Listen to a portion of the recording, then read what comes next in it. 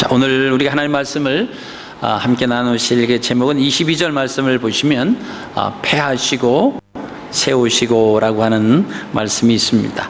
자, 이 본문 말씀은 이스라엘의 초대 왕 사울, 그리고 그 다음 두 번째 왕이었던 다윗에 대한 그런 이야기입니다. 자, 두 왕의 스토리는 단순히 사울 왕을 패하시고 그리고 다윗을 세우셨다라고 하는 이야기로 국한되지는 않습니다.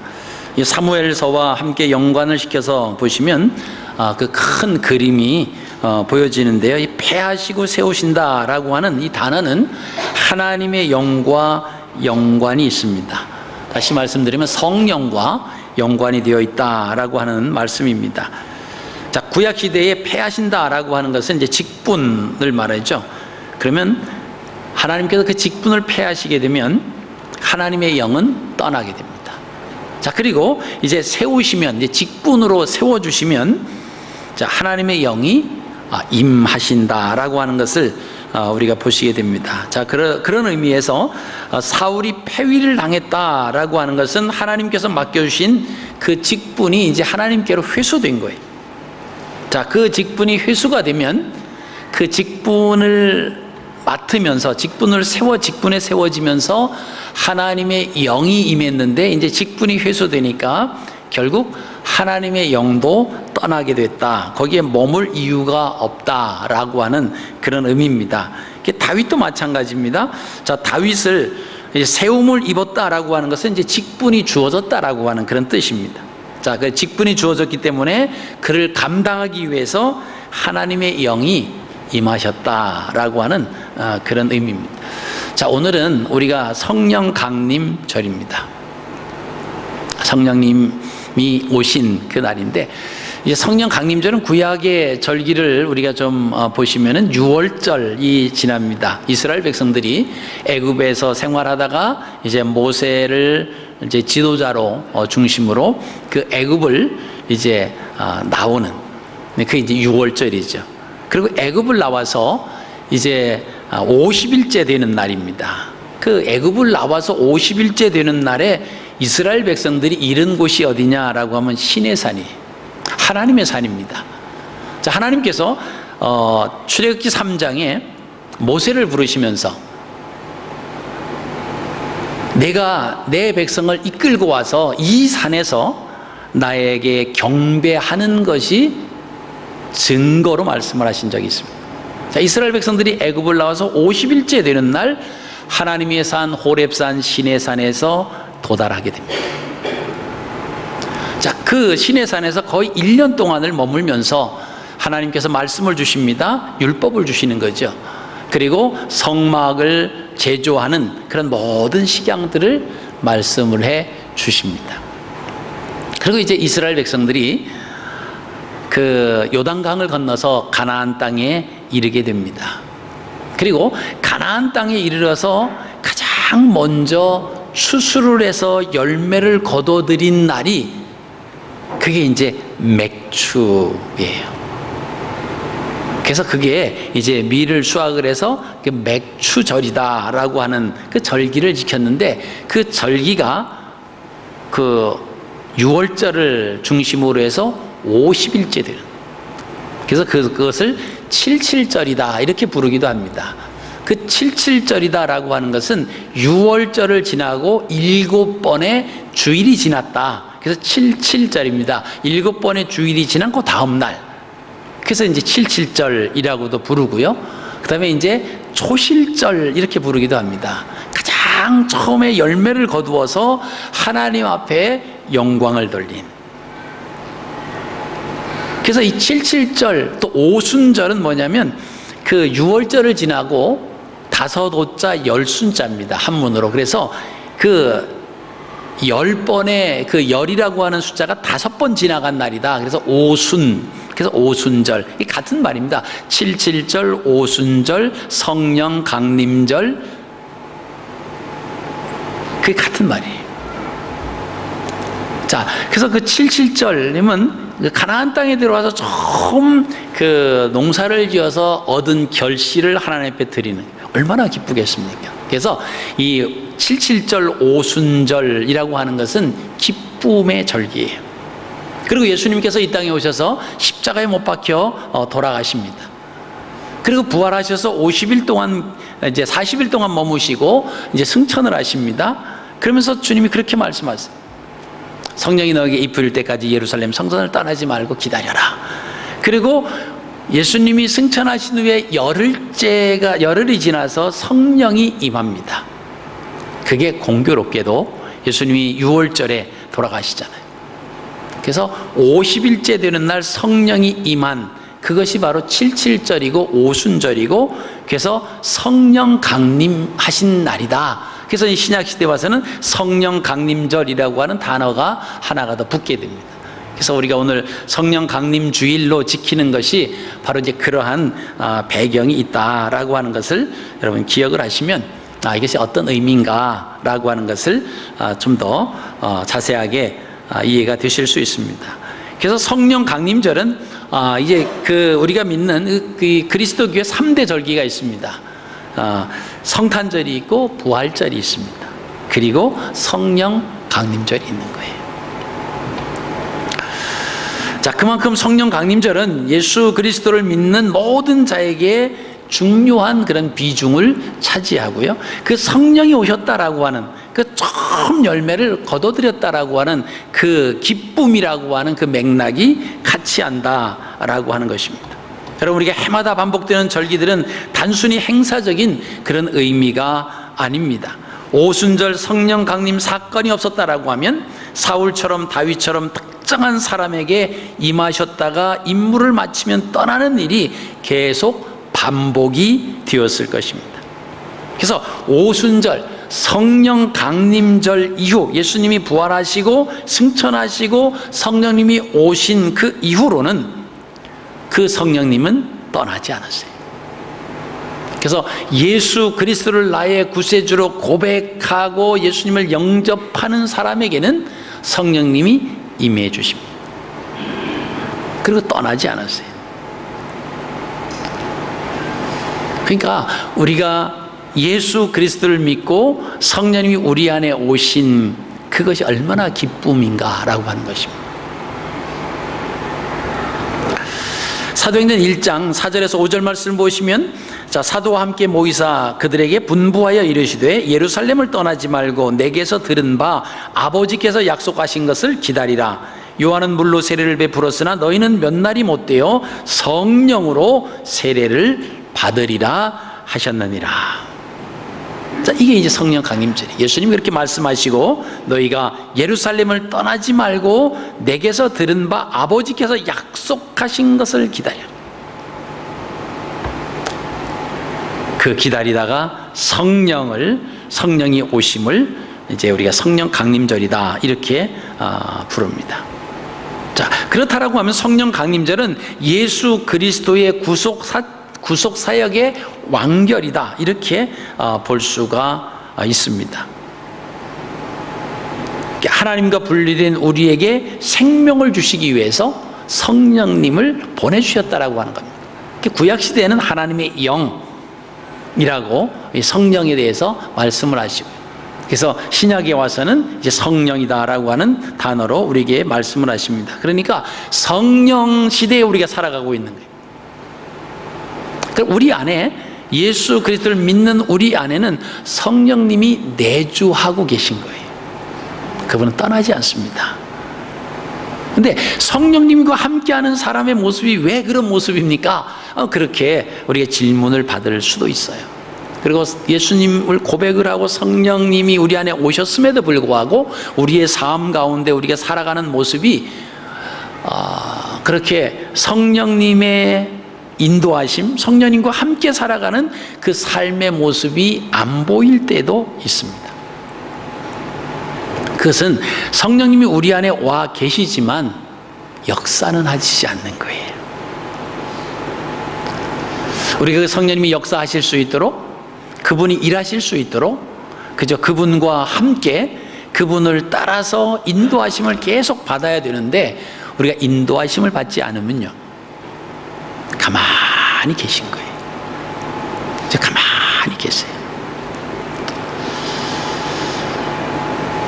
그죠? 우리가 누구를 따라갈 때 그 사람을 따라가면은 그분도 자기를 따라오는 것을 알면서 계속 가던 길을 나갑니다. 근데 따라오는 줄 알고 갔는데 보니까 따라오지 않아요.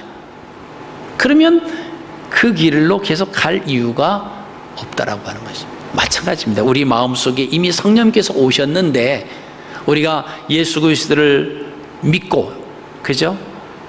마음으로 믿고 입으로 시인하여서 구원을 얻는다고 성경은 말씀하십니다. 그래서 우리가 다 영접 기도를 드려요.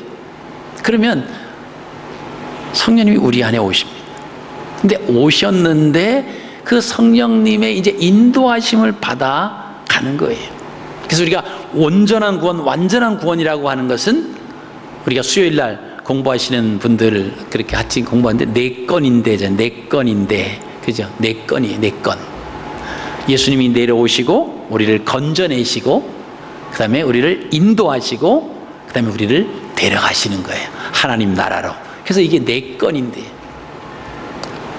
근데 우리가 그냥 건져냄을 받은, 구원함을 받은 그 자체만 가지고 만족한다라고 하면 요거는 구원에 있어서 25%만 내가 쥐고 있는 거예요.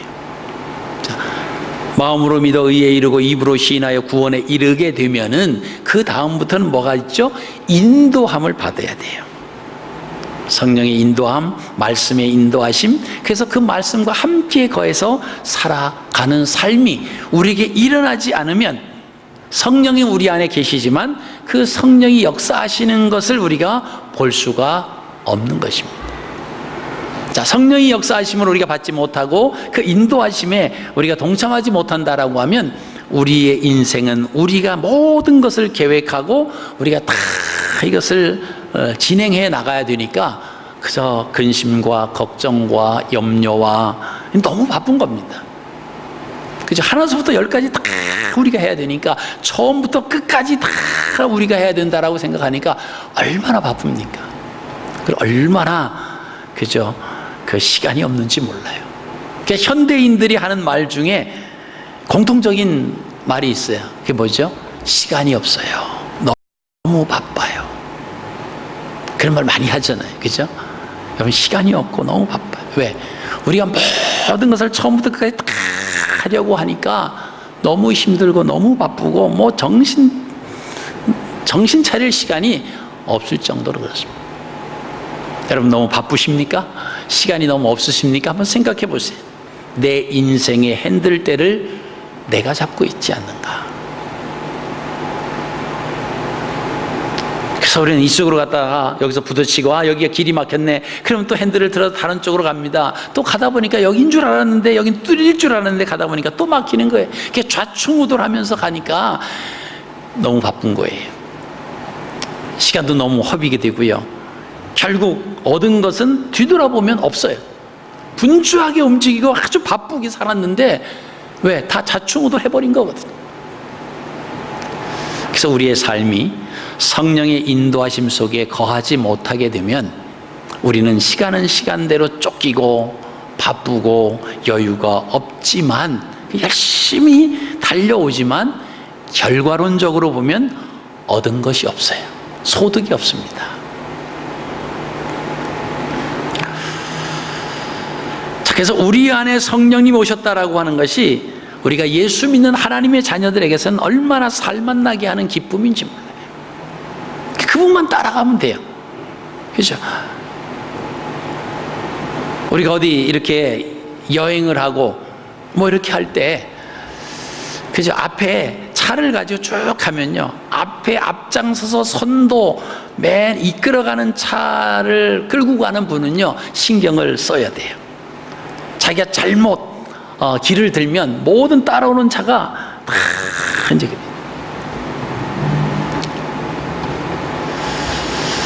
한국에 있을 때 장례 일에서 이뤄졌던 한 가지 에피소드가 있어요. 앞에서 이제 영구차가 이렇게 가거든요. 근데 이제 대개 영구차보다 그 앞에서 이제 그 버스가 영구차에 이제 포함된 것은 그 앞에 예배를 집도하는 이제 목사님과 그다음에 이제 영정을 모시는 그 사람과 이렇게 이제 그 기사와 뭐 이렇게 타고 맨 앞에서 이제 가요. 그럼 이제 뒤에서 그 다음에 이제 영구차가 따라오고 그 다음에 이제 그 장지까지 가는 모든 차들이 이렇게 양쪽 깜빡이를 들고 그 라이트를 켜고 쭉 가죠. 근데 이 앞에서 가는 분이 그 장지까지 가는데 좀 착각을 했어요. 그래서 이 길을 잘못 들어가지고 한번 삥 도는 적이 있어요. 그래서 그 쫓아오는 그 한 20, 30대의 차들이 거기를 아주 삥 도는, 그래서 그 목적지까지 가야 되는데 거기까지 가는데 좀 시간이 좀 지체되어 있는, 돌지 말아야 할 그 돈을 가서 그 길을 달면서 한번 헤맸던 그런 경험이 있습니다. 자, 그런데 따라가는 사람은 편해요. 왜? 앞에 사람을 믿고 따라가면 뭐 이쪽으로 가나 저쪽으로 가나 근심 걱정 안 합니다. 그냥 편안하게 따라가면 돼요. 여러분, 우리가 성령님께서 우리의 인도자가 되어주신다라고 했을 때 우리가 그분의 인도하심, 그 말씀 안에서 그 말씀대로 살아가면 우리는 여유가 있는 거예요. 우리의 삶을 다 이끌어 가시거든요. 근데 그게 안 되면 우리는 긴장해야 되고요. 이거 혹시 잘못된 거 아니까 막 해야 되고, 뭐 다른 데 신경을 쓸 겨를이 없죠. 막 지나가면서도 그 차창 밖으로 보이는 뭐 풍경이라든가 아니면 뭐 어떤 이런 집들이라든가 빌딩이라든가 이런 것을 감당하거나 감상하거나 볼 겨를이 없어요.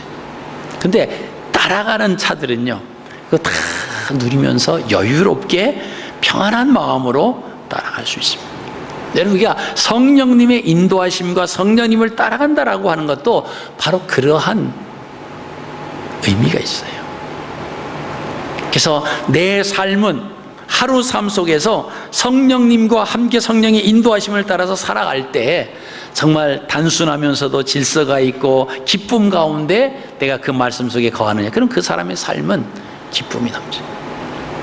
그렇지 못하면 불안하고 시간이 없고 막 조바심이 나고 안절부절하면서 하루를 마쳤는데도 너무나 힘들고 피곤하고 아직까지 해결해야 할 그 일들이 산더미처럼 보여지고 참된 평안이 없습니다.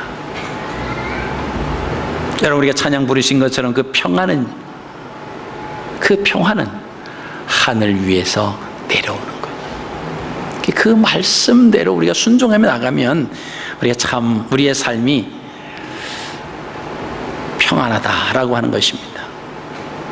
자, 우리가 하나님의 영, 성령의 일하심을 좀 살펴보겠습니다. 세 가지로 우리가 볼 수 있는데요. 자, 첫 번째는 태초에 에덴 동산에서 그 성령이 함께 하신 것을 우리가 봅니다. 하나님의 영이라고 창세기 1장 2절은 표현하고 있습니다. 자, 창세기 2장 15절에서 17절 말씀을 보시면요, 하나님께서는 사람과 영원히 함께 하시기 위해서 말씀의 울타리 안에 거하라, 이렇게 말씀을 해 주시죠. 그리고 하신 말씀이 있습니다. 악을 선택하지 말아라. 하지 말라고 한 거, 먹지 말라고 한 거, 이건 먹지 말아라. 먹으면 반드시 넌 죽으니까 먹지 말아라. 자, 그랬는데 이 아담과 하와는 하나님의 말씀에 불순종합니다. 그래서 악을 선택해 버립니다. 자, 이로써 하나님의 영은 사람과 함께 하실 수 없게 됩니다. 자, 그 이후에 성령의 임하심이 이제 변화가 일어나는데, 두 번째는요, 에덴 동산에서 쫓겨나온 후에 사람들 사이에, 구약시대 사람들이죠. 자, 어떻게 됐는가를 우리가 보시면요, 아담과 하와는 뱀의 미혹을 받아서 말씀의 울타리를 벗어났습니다. 그러므로 인해서 하나님의 영, 성령과 더불어 살아갈 수가 없었습니다. 자, 창세기 6장 3절은 이렇게 말씀하고 있습니다. 여호와께서 이르시되 나의 영이 영원히 사람과 함께하지 아니하리니 이는 그들이 육신이 됨이라. 그러나 그들의 날은 120년이 되리라 하시니라. 자, 이런 상태가 구약시대 하나님의 영의 임하심입니다. 그래서 그 창세기 3장으로부터 보면요, 구약시대 하나님의 영은 필요에 따라서 임하셨다가 떠나셨다가 하는 이런 반복이 계속 되어집니다. 아까 서론에서 좀 말씀을 드린 것처럼 사도 그 왕을 세울 때 사울이 왕으로서 이렇게 선택을 받았을 때는 하나님의 영이 임하셨어요. 근데 그 왕직을 폐위되었을 때는 하나님의 영이 사울을 떠나셨다라고 하는 것입니다. 다윗도 마찬가지라고 말씀을 드렸습니다. 사무엘이 기름에 기름 뿔병을 가져다가 그 다윗의 형제들 중에서 그저 다윗에게 그 기름 부음을 합니다. 그랬더니 여호와의 영에게 크게 감동되었다라고 하는 말씀이 있습니다. 구약 시대에는 그 에덴 동산 사건 이후의 구약 시대 성령의 역사하심은 어떻게 일어났느냐? 그 직분에 따라서 직분을 감당할 때는 하나님의 영이 함께 하시는 거예요. 근데 그 직분을 감당을 이제 안 하고 나면 그 직분이 폐위가 되면 그 다음에 성령도 하나님의 영도 함께 거하지 않으셨습니다. 자, 성령이 거하지 않게 되면 하나님이 부리는 악한 영이 그를 사로잡게 되는 것을 우리가 보시게 됩니다. 그래서 사무엘상 16장 14절 말씀을 하반절 말씀을 보시면요, 여호와께서 부리는 악령이 그를 번뇌하게 한지라. 그런데 세 번째, 하나님의 그 영이, 하나님의 그 성령이 사람들과 이제 함께를 하게 되는데 그것이 바로 사도행전 2장에 소개된 오순절 성령 강림 이후에 모든 사람들, 믿는 사람들에게는 하나님의 영이 사람들과 영원히 함께 하십니다. 자, 사도행전 2장 1절에서 4절 말씀을 제가 읽어드리겠습니다. 오순절 날이 이미 이름에 그들이 다 같이 한 곳에 모였더니 호련히 하늘로부터 급하고 강한 바람 같은 소리가 있어 그들이 앉은 온 집에 가득하며 마치 불의 혀처럼 갈라지는 것들이 그들에게 보여 각 사람 위에 하나씩 임하여 있더니 그들이 다 성령의 충만함을 받고 성령이 말하게 하심을 따라 다른 언어들로 말하기를 시작하니라. 자, 신약 시대의 성령의 임하심은 구약 시대와는 차이가 있습니다. 한 번 임하신 성령은 떠나지 않으시는 거예요. 요한복음 14장 16절에도 내가 아버지께 구하겠으니 그가 또 다른 보혜사를 너희에게 주사 영원토록 너희와 함께 있게 하시리니. 자, 다른 보혜사, 다른 돕는 자, 이게 다 성령을 이야기하는 것입니다. 그래서 예수 그리스도를 믿기로 내 입으로 고백하고 영접 기도를 한 사람에게는 성령님이 우리 마음속에 오신 거예요. 자, 그러면 아까 말씀드린 것처럼 그것으로 끝나는 것이 아니라 이제는 그 성령님의 인도하심을 따라 살아가는 삶이 시작이 됐다라고 하는 것입니다. 내가 하나님의 자녀가 됐습니다, 이렇게 고백하는 순간부터는 그 사람의 삶은 어떤 삶입니까? 하나님 말씀을 따라 인도되는 삶을 살아가야 구원받은 하나님의 자녀의 삶으로 시작이 되는 겁니다. 입으로는 그렇게 해놓고 성령님은 와 계시는데 이 성령의 인도하심을 전혀 따라가지 않고 살아간다라고 하면 그 사람은 하나님을 믿는 사람이 아니에요. 그냥 교회만 오는 것이지, 종교 행사에만 참석을 하는 것이지 신뢰하고 그 말씀을 따라 살아가는 사람은 아니다라고 하는 것입니다. 우리 안에 오신 그 성령님은요, 구약 시대에는 우리가 악을 선택하고 막 그러면 그 성령님은 떠나셨어요. 근데 지금은 떠나지 않으세요. 우리 마음속에 계십니다. 그리고 말할 수 없는 탄식으로 우리를 위하여 간구하시는 거예요. 여러분, 그래서 우리가 그 성령께서, 내 안에 계신 그 성령님께서 내 삶을 보고 내가 잘못된 길로 갔다라고 하면 내 삶을 보고 탄식하시는 소리를 우리가 들을 수 있어야 됩니다. 여러분, 우리가 어떻게 그런 마음을 가지고 삽니까? 그게 바로 하나님 앞에서의 삶이에요. 하나님 나의 모든 것을 지금 보고 듣고 알고 계신다. 코람데오, 하나님 면전에 나는 항상 서 있습니다. 그 마음을 가지고 있는 거죠.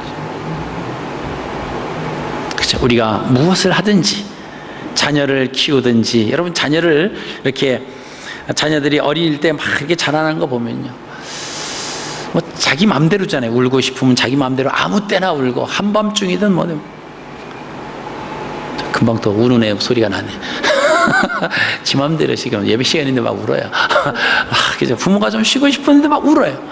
막 짜증이 나요. 그래서 어떤 부모들은 막 발로 걷어찬대요. 밤에 잘 때 막 자는데 막 울고 그러면 막 걷어차기도 한대요. 얼마나 오죽했으면 그랬겠어요. 근데 그 자녀는 하나님께서 우리에게, 우리의 소유물이 아니라 우리에게 부탁하신 그 사명 중에 하나예요.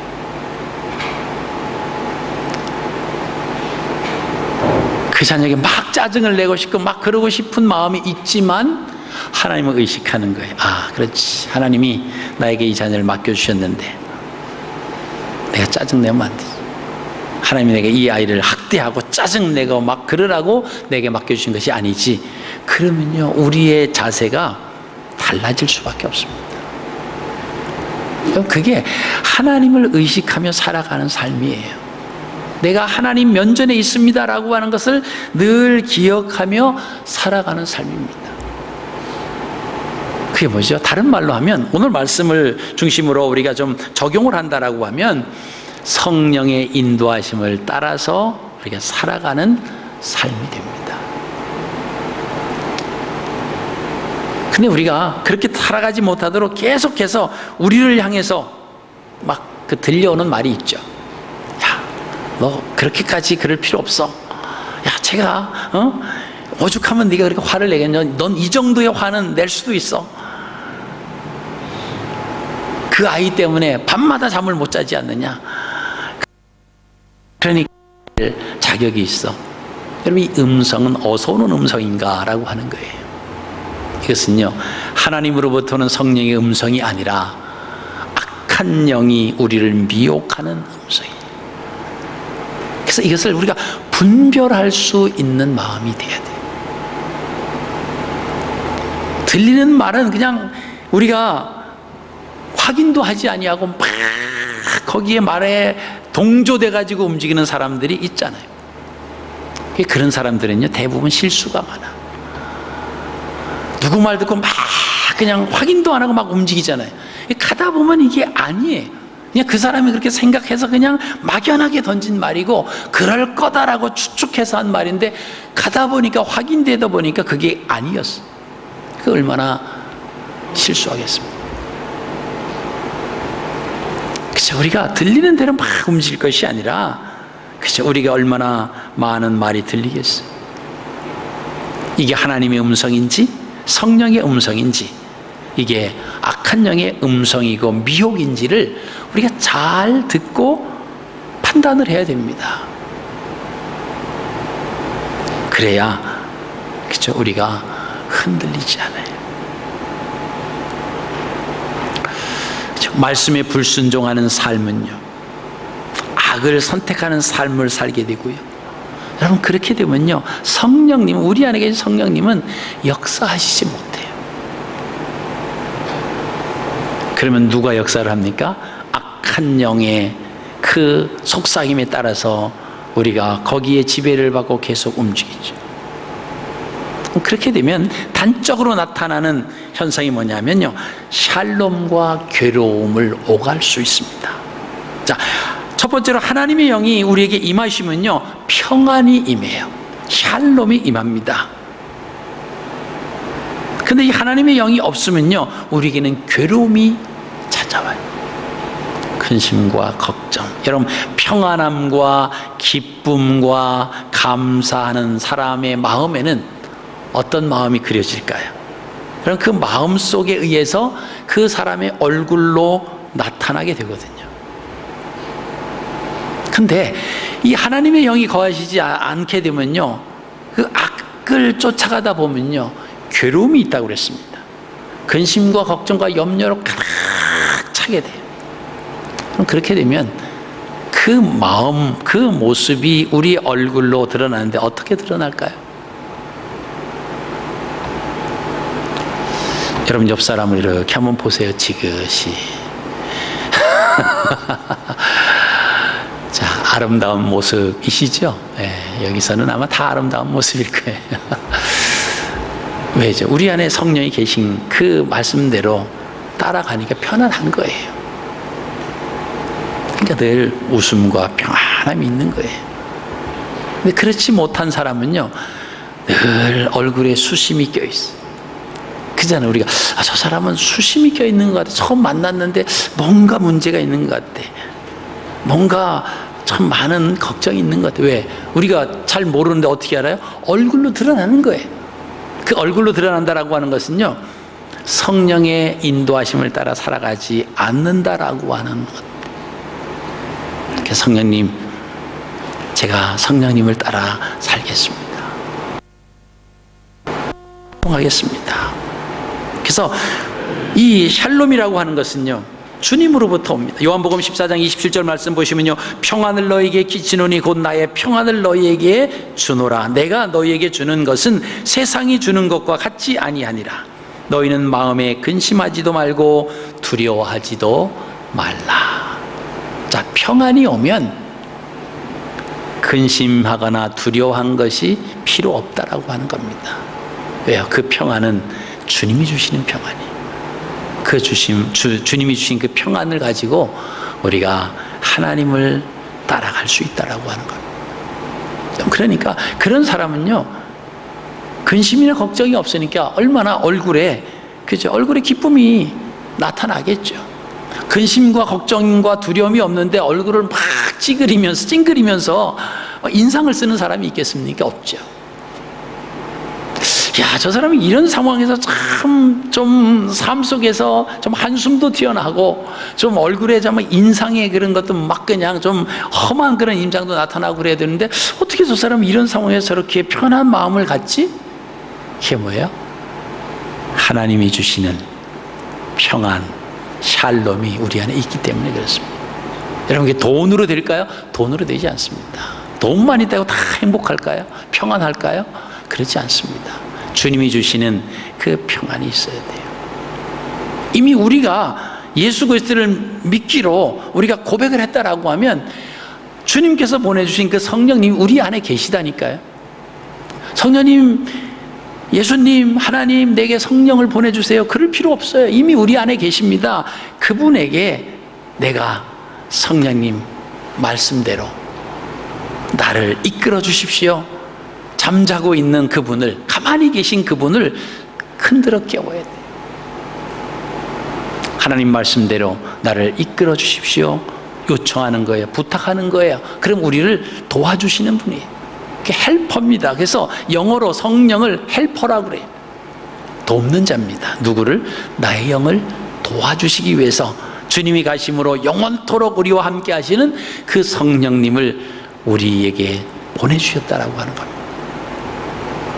그러니까 막 요란스럽게 막 기도원 가서 막 성령을 받고 막 이미 우리 안에 성령이 계세요. 그분이 우리의 삶을 모든 게 이렇게 역사하실 수 있도록 우리가 부탁을 드리는 것, 그것을 가리켜서 내 삶의 모든 영역에 성령이 일하시는 것을 가리켜서 우리가 뭐라고 말하냐 하면 성령 충만이다, 이런 표현을 씁니다. 너희가 성령 충만을 받아라 뭐 이러면 뭔가 이렇게 밖에서 받는 것이 아니라 내 안에 이미 계신 그 성령님으로 내 삶의 모든 영역에서 일하실 수 있도록 자꾸 부탁을 드리는 거예요. 그래서 내 삶이 하나부터 끝까지 성령님의 일하심 속에 살아가는 것을 가리켜서 우리가 성령 충만함을 받았다라고 표현하는 거예요. 성령 충만함을 받으면 뭐 이상한 말을 하고 사람들이 알아듣지 못한 말만, 뭐 방언만 하고, 그 자체가 성령 충만을 받았다라고 볼 수가 없습니다. 우리의 삶의 영역 모든 거기에서 주의 영이 함께 하시지 않는 부분이 하나도 없는 거예요. 그게 뭐예요? 그게 성령 충만입니다. 자, 그렇게 되면 우리의 삶은요 간편해져요. 단순해집니다. 그러면서 평안해. 그래서 질서가 딱 잡힙니다. 그러면 너무 바빠요. 너무 시간이 없어요. 하나님 앞에 나가서 예배도 드려야 되는데, 하나님의 말씀도 읽어야 되는데 너무 시간이 없고 너무 바쁘네요. 이 말은 어떤 의미입니까? 난요 성령의 인도하심을 받고 살지 않고 있어요. 지금 이 표현과 똑같아요. 자수하는 거예요. 나는 말씀대로 성령의 인도하심 속에 있지 않고 내 마음대로 살아가고 있습니다 라고 자수하는 겁니다. 자, 성령님께서 우리를 인도하시는데 무엇을 우선순위로 인도하실까요? 목적은 하나입니다. 하나님 말씀 안에 거하여 살아가도록. 그렇다고 교회만 와서 살아가서 24시간 살아라고 그러실까요? 그렇지 않습니다. 우리가 가는 곳마다 그곳에서 하나님의 말씀대로 우리가 살아가게끔 우리를 인도하시는 거예요. 그러면 우리의 삶이 무슨 일을 행하든지 늘 마음에 평안함이 있습니다. 불안함이 아니에요. 자, 불안함과 두려움과 괴로움이 혹시 있으신 분 계시다라고 하면요, 오늘 조용히 성령님을 깨우십시오. 여러분 안에 계신 성령님을 깨우세요. 주님이 주시는 평안함 속에서 근심도 두려워도 하지 말라고 그랬는데 내 안에 그런 마음이 있다라고 하면요, 우리 안에 계시는 그 성령님에게 부탁을 드리세요. 그 두려움과 그 근심을 거기서부터 벗어날 수 있도록. 여러분, 그렇게 기도를 드리고 그렇게 의지를 하고 그러면 그 하나님의 인도하심 속에서, 성령의 역사하심 속에서 우리의 마음이 평안해진다라고 하면, 내가 인도함을 받고 있구나 라고 하는 거죠. 늘 우리가 고람되어 그분 앞에 서 있다라고, 하나님 면전에 있다라고 하는 것을 의식하시면서, 또 하나는 그 성령이 내 안에 계신 거예요. 내 안에. 멀리 계셔서 좀 오세요, 멀리 가셨으니까 좀 빨리 돌아오세요가 아니라 내 안에 계신데 얼마만큼 활발하게 나의 삶의 모든 부분에게 그 터치하고 계시는가. 우리가 터치하도록 도와달라고 막 부탁을 하는 거예요. 그래서 우리가 공부할 때도 성령님 잘 이해되게, 잘 깨닫게 도와주십시오. 그리고 기도하고 우리가 공부하는 거예요. 우리가 성경 말씀을 읽을 때도 성경 말씀을 펴놓고 먼저 읽어 내려가기 전에 뭐 합니까? 기도하는 거예요. 이 말씀을 읽을 때 하나님 잘 이해되고 깨닫게 되는 하나님 그런 시간 되게 해주십시오. 그 성령님 도와달라고 우리가 부탁하는 겁니다. 그렇죠? 설거지를 하면서도 이 그릇 깨지지 않게 기쁜 마음으로 기도하시는 거예요. 그렇게 기도하는 사람하고 그냥 하다가 쨍그랑 깨지는 거하고, 물론 뭐 잘못하면 깨질 수도 있지만 다른 거예요. 아휴, 뭐 언제까지 내가 이렇게 설거지를 해야 돼? 여러분, 그러면요 기도 안 하고 하는 사람. 내가 이 호주에 와서 내가 몇 살까지 나가서 이렇게 계속 새벽마다 밤늦게까지 일해야 되냐? 야, 내 인생이 왜 이래? 기도 안 하고 살아가시네. 하나님, 오늘은 나의 삶의 그 터전에서 하나님의 일하심을 어떻게 또 볼지 기대가 됩니다. 그리고 그 하나님의 일하심에 대해서 그 관심을 가지고 이 현장에 있으면요, 하나님의 역사하심이 보여지는 거예요. 그렇죠? 같이 일하는 사람 중에서 아주 교회도 안 나가고 하나님도 안 믿고 고약한 사람이 있으면요, 어떻게 해야 돼요? 하나님, 저 사람이 하나님을 만날 수 있도록 하나님 젖을 하나님의 사람이 되게 해주세요. 그 기도하면서 매일 가서 관찰하는 거예요. 매일 가서 욕하고 복원하고 막 그런 사람이 어느 날 서서히 그게 바뀌어진다라고 하면 뭐죠? 내 기도에 성령님이 역사하고 계신 거예요. 여러분, 우리가 우리 자신을 가리켜서 먼지만도 못한, 티끌만도 못한 사람이라고 우리가 고백하지 않습니까? 우리 존재를. 근데 그 미진만도 못한, 티끌만도 못한 내가 하나님을 향해서 기도했을 때 그 하나님이 응답해 주신다라고 하는 건요, 이건 대단한 것 아닙니까? 그래서 대단한 거죠. 야, 하나님이 나의 기도를 들어주시는구나. 여러분, 그럼 그죠? 또 다른 거 보면 또 기도하고 싶지 않겠어요? 이 기도 응답이 안 되면 기도도 안 하고 기도 응답도 안 하고 기도했는데 안 이루어지면 뭐죠? 뭐 의심하고 뭐 그래서 안 되면 기도할 마음도 없죠. 여러분, 하나님의 영이 떠나면 그 증거가 뭐라고요? 우리는 괴로운 거예요. 하나님이 떠나면 괴롭기 때문에 대체 상황을 자꾸 만듭니다. 그래서 인간이 누릴 수 있는 어떤 육적인 쾌락, 그게 살롬을 대체하려고 자꾸 발버둥 치는 겁니다. 여러분, 구약 성경에 보면요, 가인의 후손 라멕은 두 아내를 취했습니다. 하나는 아다요, 하나는 실라라고 하는 아내인데, 이 아다라고 하는 그 아내의 이름의 뜻은 뭐냐면 아름답다라고 하는 의미의 뜻이 있어요. 그러니까 하나님의 영이 떠났잖아요. 그러니까 아름다움, 화장, 그죠? 화장으로 장식을 해 인위적으로 아름다움을 막 구매해요.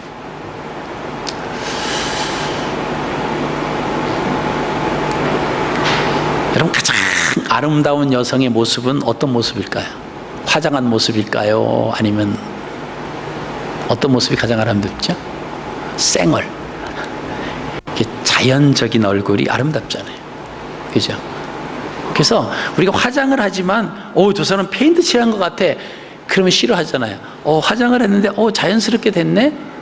이름만 하잖아요. 그럼 화장빨이 잘 먹었다라고 하는 거예요. 그게 결국 뭐예요? 자연스러움이 제일 아름다운 거예요.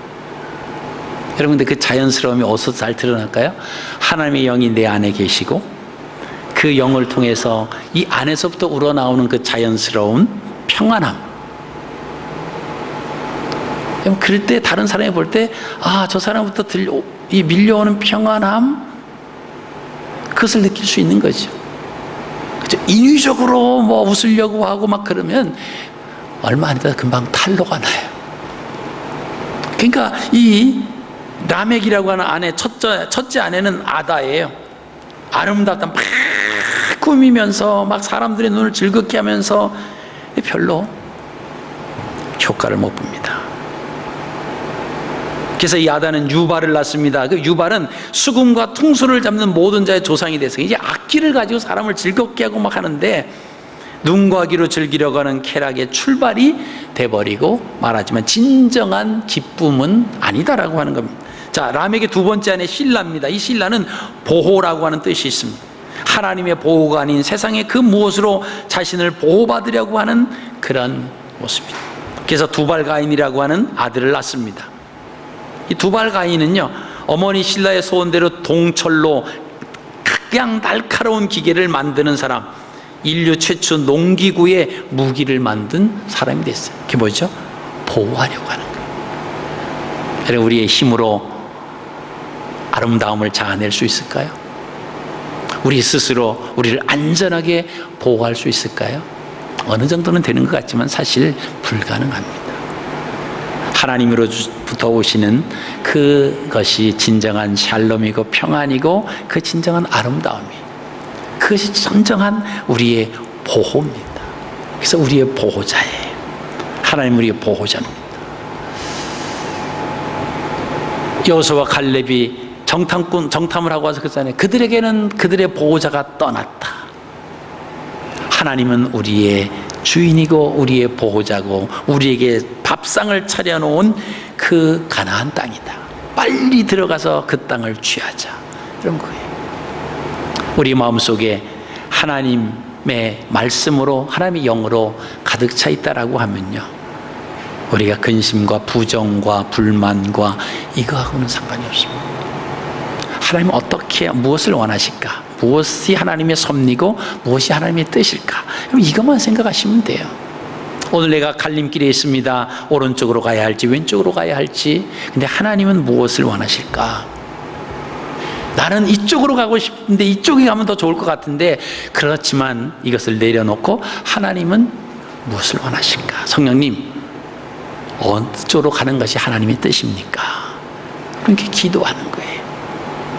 근데 성령님께서 마음에 나는 이쪽으로 끌리는데 이쪽으로 가는 거라고 하는 자꾸 마음을 주시는 거예요. 그러면 이것을 내려놓고 이쪽으로 가는 거예요.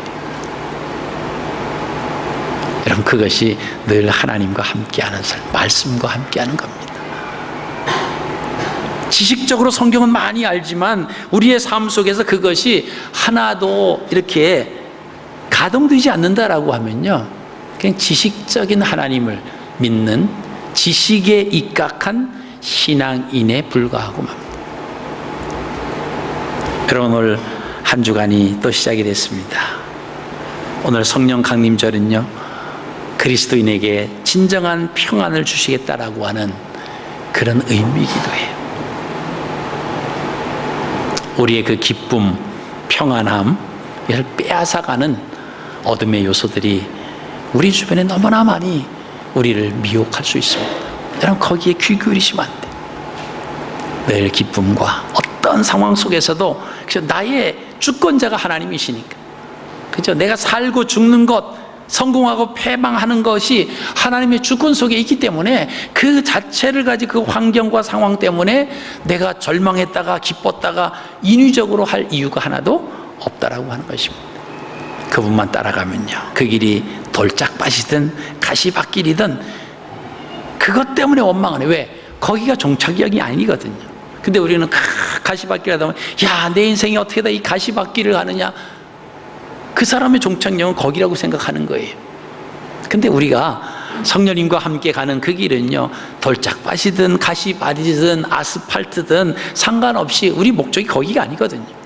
그냥 지나가는 과정이, 그 결과는 하나님께서 우리를 위해서 아름답게 예비해 두신 그곳이라고 하는 거예요. 거기는 하나님은 실패나 실수하시는 분이 아니세요. 우리가 그분을 신뢰하기 때문에 어떤 상황이 우리 앞에 놓여있다라고 할지라도 그것 때문에 주저내려앉지 않는다라고 하는 겁니다. 여러분, 이러한 삶이 저와 여러분들의 또 이번 한 주간에 삶이 되시고요. 어떤 분은 좀 외롭다고 그럴 수 있어요. 외롭다. 외로운 게 아니에요. 성령님, 내 안에 계신 그 성령님과 대화를 하십시오. 그분을 깨우세요. 함께 가겠다고, 앞서 가시라고 부탁을 하세요. 그리고 쫓아가 보십시오. 거짓말처럼 우리 안에 평안함이 있게 됩니다. 그리고 불안한 감이 없었어요. 그러면서 모든 것이 감사하고 모든 것이 여유가 있고, 그러면서 우리도 모르는 사이에 우리 얼굴도 펴질 것이고, 그러다 보면 우리의 말투도 부정적이고 막 그러던 말투도 감사의 고백으로, 위로의 말로 될 겁니다.